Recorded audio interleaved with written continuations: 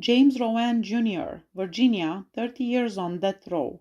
Richard Tipton, Virginia, 30 years on death row. Tipton, Rowan, and Corey Johnson, their fellow defendant, belonged to an inner-city gang in Richmond, Virginia. In February 1993, they received a death sentence for their roles in many drug-related killings. The three co-defendants had scheduled execution dates for May 2006. Due to an issue with the lethal injection procedure, the executions were postponed. Johnson was put to death on January 14, 2021. Harvey Irvin, 65 years old, 46 years on death row. On December 7, 1976, just before dusk, Irvin and Felica Farrell, a 15-year-old companion, proceeded to the back of a gas station in Lufkin with the intention of robbing the attendant of the money he had earned over the day. Irvin was wearing an Afro-style wig and a mustache painted on his face with cosmetic makeup. He was armed with a 20-gauge shotgun with a single barrel. They saw Curtis Brock walking around his car that was parked nearby while holding a bank bag and some papers as they approached the gas station from the back. Farrell claims that as Brock reached into his back pocket, Irvin shot him in the chest. After leaving the crime scene, neither Irvin nor Farrell took the money, and Irvin later abandoned the gun some distance away from the murder scene. Within a few days, both suspects were found and each confessed to the crime specifics. The testimony of Farrell and Bill Mickens, who Irvin had plotted the heist with a few days prior, helped the state establish its case. From the Congo Club, Mickens took Farrell and Irvin to a location close to the gas station where Brock was killed. On the guilt-innocence phase of the trial, Irvin did not take the stand and did not provide any evidence in his own defense. Clarence Jordan, 67 years old, 45 years on death row. George Harden was the manager of the Rice Food Store in Houston on October 14, 1977. On that day, Clarence Jordan went into his office at the business, asked for a job application, then pulled a revolver from his shirt and put it between his eyes. Harden provided him with his car keys but informed him that his vehicle was in the shop in response to his request. Harden was then instructed by Clarence Jordan to stand up, come to the front, and give him the money. Joseph Williams, an employee, walked into the office and Jordan shoved Williams into Harden. Williams was instructed to sit down, get up, sit down, and then get up again. Jordan shot Williams in the right side of his chest after Williams claimed he didn't possess a car. Afterwards, Jordan gave Harden the go-ahead to get him the cash from the front. Johnny Taylor, a different employee, was encountered as he made his way to the front of the store. He was told to follow Harden to the front by Clarence Jordan, who then put the gun over his ear. Harden went to the curtsy booth where the cash was stored and instructed Geraldine James, the employee there, to hand the cash to Jordan. He instructed Harden to put the bundles of money he was receiving from the booth in a sack for him as they arrived.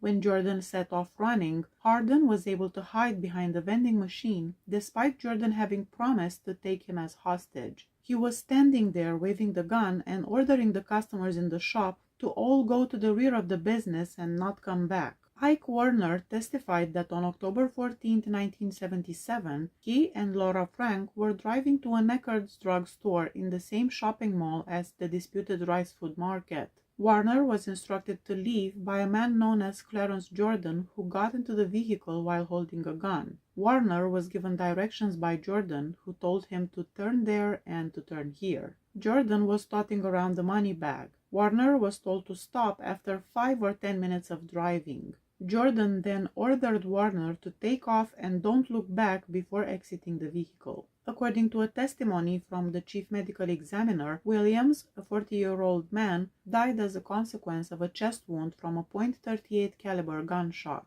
Arturo Aranda, 75 years old, 44 years on death row. Around midnight on July 31, 1976, Laredo police officer Candelario Vieira noticed a station wagon going toward the banks of the Rio Grande River with out-of-town license plates. As a seasoned drug officer who was familiar with the area, he knew the car was traveling toward the well-known drug crossing site. The station wagon arrived along the river. Two people came out and made their way to the water's edge. The two men got back in the car and drove it to the ocean after a short while. Vieira then observed the station wagon leave the river, noticing that it had ridden lower than when it had arrived. Also, he noticed numerous burlap bundles inside the station wagon that weren't there previously. Vieira followed the car while radioing for backup to do a pullover. Policeman Pablo Albidres stopped his patrol car in front of the station wagon at a city intersection, and Vieira followed behind. Albidres was fatally injured in the ensuing gunfire. After being detained, Aranda was acknowledged in court as having fired the fatal shot. Willie Washington, 64 years old, 37 years on death row. When two employees were killed during a robbery at a grocery shop, Washington was found guilty and given the death penalty by the state of Texas. He visited the grocery shop where he was given cash and food stamps before getting a gun and shooting two employees who later died as a result of their wounds, according to court filings. When the Harris County guy was detained in 1985, he was on parole. According to Texas Department of Criminal Justice records, Washington was 36 years old, and he was apprehended after returning to the site with the stolen money still in his pocket. Nelson Mooney, 68 years old, 36 years on death row. Mooney, then 38 years old, was given a death by lethal injection sentence for the killing and robbery of Raymond Garner, 63 years old, on August 18, 1984. Garner, a worker for Houston-based Bilbo Freight Lines, was discovered dead in the water near Dayton Lakes Estates. A tire-attached blanket was placed over his torso. After attempting to rob a convenience store, Mooney and co-defendant Ross Wayne Nix were apprehended in Grand Junction, Colorado. They were driving Garner's van, which had been given a fresh coat of paint and received new license plates. According to Nix, they kidnapped Garner, took him to a remote area, and then stole the $100 to $150 in cash that he was carrying. Nix claimed that he was not there when Garner was killed. Nix received a life in prison sentence. Emmanuel Kemp, 58 years old, 35 years on death row. One night in May 1987, a Fort Worth bus driver was forced to drive to Trinity Park by a 20-year-old ex-con with a history of armed robberies. The sole other passenger, Johnny Gray, a 34-year-old emergency department clerk at John Peter Smith Hospital in Fort Worth, was essayed and stabbed to death there by Emmanuel Kemp. He also stabbed the young driver, David Ginfro, in the neck, but he managed to run and he survived. Kemp served roughly 4 years in jail for 3 violent robberies, including a hold-up at Fort Worth liquor shop in which he stabbed the clerk. He was out on parole 2 weeks before the bus murder. Even if before his trial he was considered competent and without any mental illness, years later he was diagnosed with schizophrenia, and currently there are debates on the morality of executing an inmate in his condition. Among other things, Kemp believes he is God and he created himself. He thinks and he claims he died 6 times before and was resurrected. And he also thinks the lethal injection will not kill him, but it could spoil him. CED Rabani, 58 years old, 35 years on death row. Mohammed Jakir Hassan was a clerk at a quick and easy gas station. According to testimony, the victim worked hard, he was modest, and he saved money in an effort to one day own a convenience shop. Hassan, who frequently stayed at Sajidul Chowdhury apartment because of its close proximity to the convenience store, intended to work at a quick and easy until it closed on October 31, 1987, and then spent the night there. According to Chowdhury testimony, Hassan didn't visit his house that evening. After making multiple queries regarding Hassan's whereabouts, Chowdhury took a taxi to the convenience store the following morning at 7 a.m. on November 1st. When Chowdhury arrived at the shop, Hassan's car was in the parking lot. The doors were closed and the lights were on. When Chowdhury and the cab driver entered the shop, they discovered a gun, a Colt 38 special revolver, lying inside the open safe under the counter, along with a few coins. The body of Hassan was found on the bedroom floor at the back of the store, lying in the fetal position in a pool of blood by the cab driver. Hassan died from 3 close-range bullet wounds, the medical examiner stated. 2 to the head, which were through and through, and 1 to the chest. CED Rabani was identified as the murderer. He knew Hassan was saving money to purchase his own store. Warren Rivers, 56 years old, 35 years on death row. Rivers was found guilty of killing 11-year-old Carl Nance Jr. in May 1987. The boy had ridden his bicycle to a nearby shop to run an errand for his mother, according to testimony from the 1988 trial. The youngster was taken into an abandoned house south of the city on May 3, 1987, where he was then beaten, essayed, and stabbed, according to the evidence. Days after being detained, Rivers eventually told homicide detectives that he had slain the youngster. In addition to the evidence presented in the initial trial, the prosecution demonstrated that he had written stories in journals while incarcerated about essay, murder, and sadism. Rivers had previously served time for a different essay while still a minor. Mark Robertson, 55 years old, 32 years on death row. Robertson was originally given the death penalty for the 1989 slayings of his friend and his 81-year-old grandmother. Robertson visited his friend's house to get high and do some crank. Later that evening, the 21-year-old and his friend Sean Hill went fishing in the creek behind the house. Before shooting his friend in the head, they had caught 7 catfish. Robertson then ran into the house through Sean's bedroom window and into the bathroom where he washed his face. He then walked into the den where Edna Brow, Sean's grandmother, was watching TV, and he shot her. Robertson stole the old woman's purse and his friend's meds after the murders. Then he stole her car and fled to Las Vegas. He provided a comprehensive and graphic written confession to authorities when they apprehended him. The jury in his trial 2 years later also learned how he killed Jeffrey Saunders, a 19-year-old 7-Eleven employee, a week before the double homicide at Brow's home. He received 2 life sentences for that murder as well as Hill's, while Brow's death placed him on death row. Stephen Staley, 61 years old, 32 years on death row.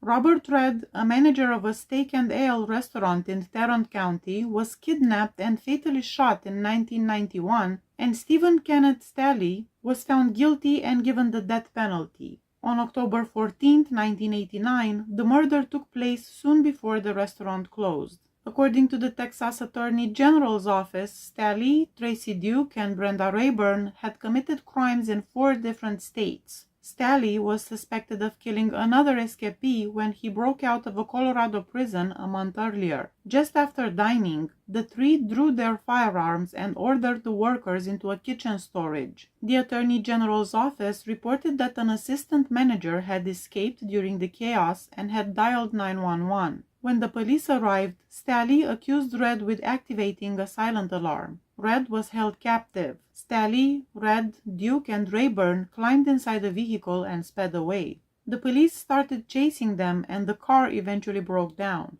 Officers arrived and discovered Red had been murdered, and the 3 surrendered. Doctors testified that Staley had paranoid schizophrenia, a kind of persistent psychosis, which the CCA ruling stated had been routinely diagnosed for nearly 15 years, and that his illness had worsened over time. Staley was incompetent to be executed without medication. He could comprehend the charges clearly enough with medication to meet legal requirements. The court had to decide if Staley could be administered drugs against his will in order for him to comprehend the situation and be put to death. Although the opinion held that there are situations in which forcible medicine is permissible, Staley's case never included those situations being demonstrated.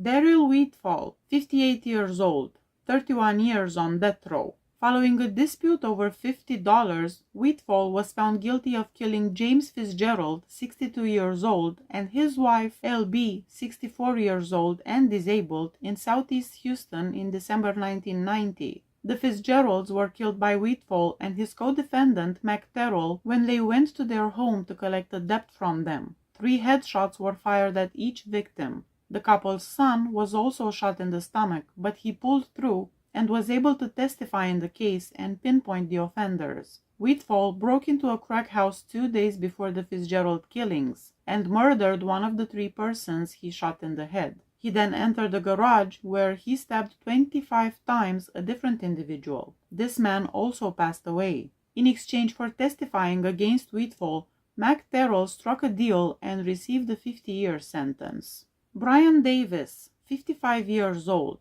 31 years on death row. The state of Texas handed down a death sentence for Davis for the murder of a man. According to court records, Brian Davis and his wife Tina McDonald, a female companion, met 31-year-old Michael Foster, a person with slight mental retardation, at a bar. The group returned to the victim's house.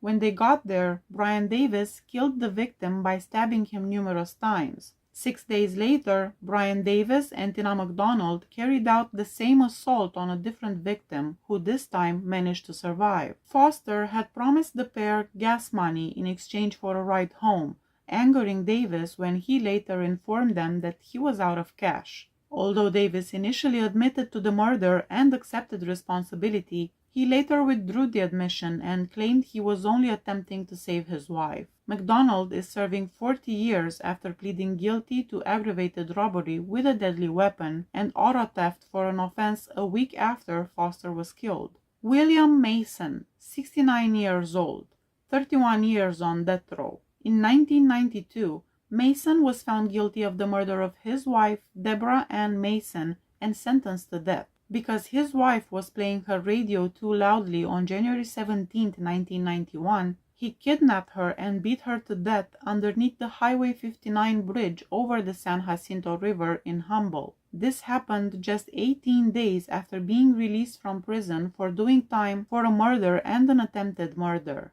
With the deadly prison group known as the Aryan Brotherhood of Texas, Mason had advanced to the position of captain. He was given a 55-year sentence for robbing and killing a black man in 1977, and he spent more than 10 years in prison. The couple had spent the morning with friends, drinking and smoking on the day Deborah Mason, 33 years old, was killed. He started beating her in front of their friends after they got into a fight.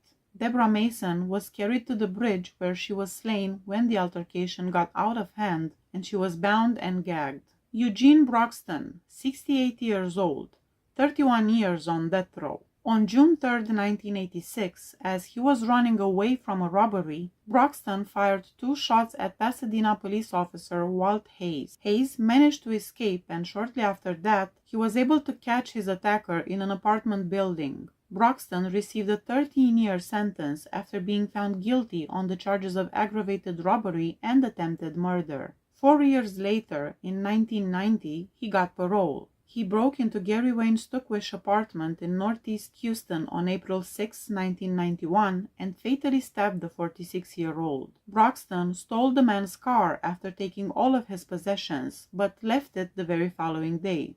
Gordon John Miller, a 59-year-old TV guide salesman, was kidnapped by Broxton 13 days later in a location near Federal Road and I-10.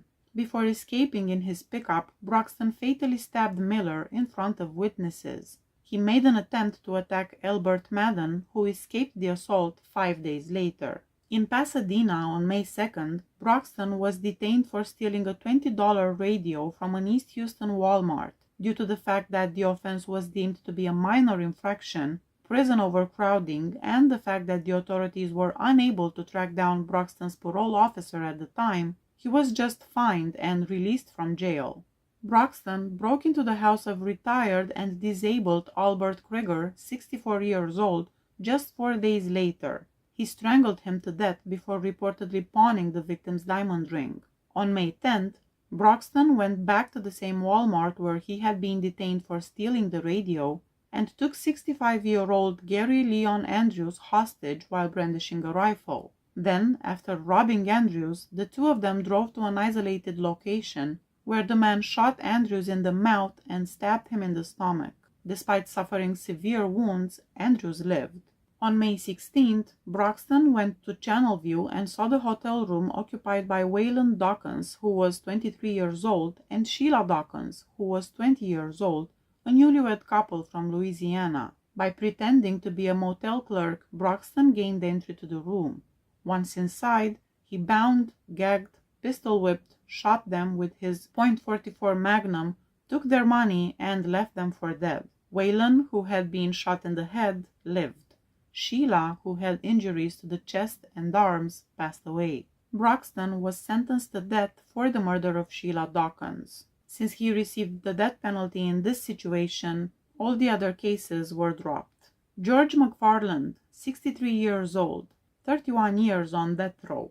In 1992, a Harris County man was given a death sentence for the murder and robbery of a local grocery shop owner, 43-year-old Kenneth Kwan, who was shot dead as he returned to his business with a bag of $27,000 in cash from the bank. Although there was never any solid evidence linking McFarland to the murder, his lead attorney hardly prepared for the case, rarely spoke with co-counsel, offered no evidence, and even slept for significant portions of the trial. Regular customer Carolyn Barty, a civilian employee at the Houston Police Department, happened to be sitting outside and saw the entire shooting. She tentatively identified McFarland in a photo lineup, despite the fact that the shooter she initially described did not match the suspect.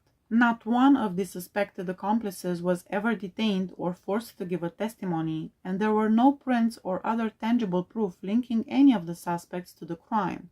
6 weeks later, McFarland was taken into custody when his teenage nephew called Crime Stoppers and claimed to have overheard his uncle confessing to a robbery. McFarland had a criminal history and a history of drug usage. However, after McFarland had already been placed on death row, the teen changed his mind and retracted his statement. David Wood, 66 years old, 30 years on death row. In 1987, a number of young women in the age range of 14 to 24 went missing from El Paso, Texas. The bodies of 6 women were soon found in shallow graves in the desert, and the murders became known as the Northeast Desert Murders. American serial killer and rapist David Wood, sometimes known as the Desert Killer, murdered at least 6 women in El Paso, Texas between May and August 1987 before concealing their bodies in the desert. Despite his denials, he was found guilty and given the death penalty for the killings of Ivy Williams, Desiree Whitley, Karen Baker, Angelica Frausto, Rosa Maria Casio, and Dawn Smith. The state provided ample proof of Wood's impending risk throughout the trial's punishment phase. The state presented evidence that Wood had previously been found guilty of essay of a child and indecency with a child. He was sentenced to 5, 20, and 50 years in prison for those offenses respectively. A sex worker testified that on September 19, 1987, Wood approached her as she was waiting for a bus and offered her money in exchange for sex. She entered Wood's vehicle and instructed him to find a hotel. Instead, he drew a knife and threatened to kill her while also essaying her. As the truck was still driving, the woman leaped out and hurt herself. Another lady testified that Wood grabbed her when she was 13 years old and essayed her under a bridge as she was walking home. A third lady claimed that he approached her when she was 12 years old and requested her assistance in locating his dog. At last, he grabbed her and proceeded to essay her. Another woman said that when she was 23 years old, Wood and another man gave her a ride home from work. She claimed that after arriving to some apartments, both males got out. Wood returned to the truck by himself and began to drive. He stopped by the side of the road and essayed her. Tony Ford, 50 years old, 30 years on death row. For killing 18-year-old Armando Murillo during a house invasion in El Paso in late 1991, Ford received a death sentence. The attackers also tried to kill the mother and 2 sisters of Armando Murillo. The Murillo family saw their cousin perform on Christmas play on December 18, 1991. At the conclusion of the play, the family returned to the home of their mother, Mira Murillo, for a quick dinner. Later that evening, the mother and her 3 kids, Mira Magdalena, Armando, and Lisa, planned to go Christmas shopping together. After supper, Lisa was in the kitchen, Mira Magdalena was getting ready in her bedroom for her shopping excursion, and Armando was in the family room watching television. A short while later, Mira Magdalena emerged into the hallway to ask her family to move quickly. At that time, she spotted her mother and her brother retreating from the doorway. Her mother was backing up as if she was scared for her life, and her brother appeared as if he had been hit in the head and was huddled in the corner. Mira claimed that after a brief period of time, she noticed Tony Ford standing near her, right at the entrance to her bedroom. She also saw his companion, later identified as Van Nash Belton. She testified that they both had guns. Lisa stated that she heard a barging in, just a lot of commotion, like somebody kicking wood. She saw two strangers in the hallway with guns. The two men ordered all the family members to kneel on the floor and be quiet. They demanded to know where the man of the house was and where the money was, and then demanded jewelry and other valuables, including car keys. When Lisa threw a set of car keys at Ford, he became angry. Then he shot Armando in the back of the head. He shot Mrs. Murillo in the head. He shot but missed Mira, who feigned injury, and shot Lisa in the shoulder. Ford was the shooter and the person who was dominant, doing the most of the talking and giving most of the orders, according to Mira and Lisa. Please hit that subscribe button if you like my channel. See you next time. Bye bye.